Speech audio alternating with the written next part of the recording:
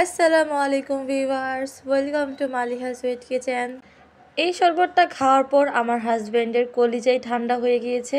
ইফতারের আইটেমের জন্য এই শরবতটা একদমই পারফেক্ট।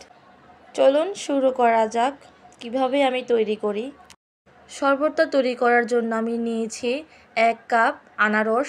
এটা আমি কুচি করে কেটে নিয়েছি আমি আধা কাপের মতো লেবুর রস, আর 5-6টার মতো আমি এখানে নিয়েছি পুদিনা পাতা, 1 চামচ লবণ আর একটা কাঁচামরিচ।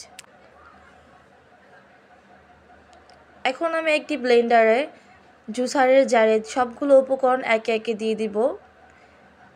প্রথমে আমি আনারসটা দিয়ে দিচ্ছি, দিয়ে দিব লেবুর রস। আপনারা চাইলে এখানে চিনি ব্যবহার করতে পারেন, আমি এখানে চিনি ব্যবহার করিনি কারণ আমার আনারসটা এমনিতে অনেক মিষ্টি ছিল। দিয়ে দিচ্ছি পুদিনা পাতা, 1 চামচ লবণ।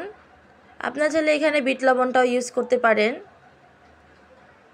এখন একটা কাঁচামরিচ দিয়ে দিচ্ছি। আমি এখানে 1 কাপে আনারসের মধ্যে 1.5 কাপের মতো পানি দিব।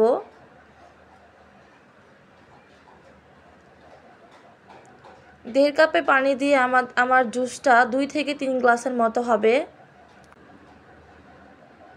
এখন আমি এটা ব্লেন্ড করে নেব। আমি ব্লেন্ডারের স্পিডটা পুরো হাইতে দিয়েছি 3-এ।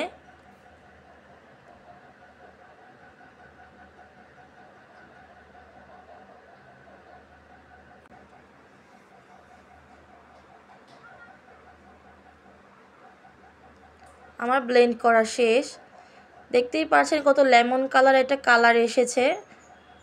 রোজা রাখার পর এই শরবতটা খেলে সারা দিনের ক্লান্তি দূর হয়ে যাবে।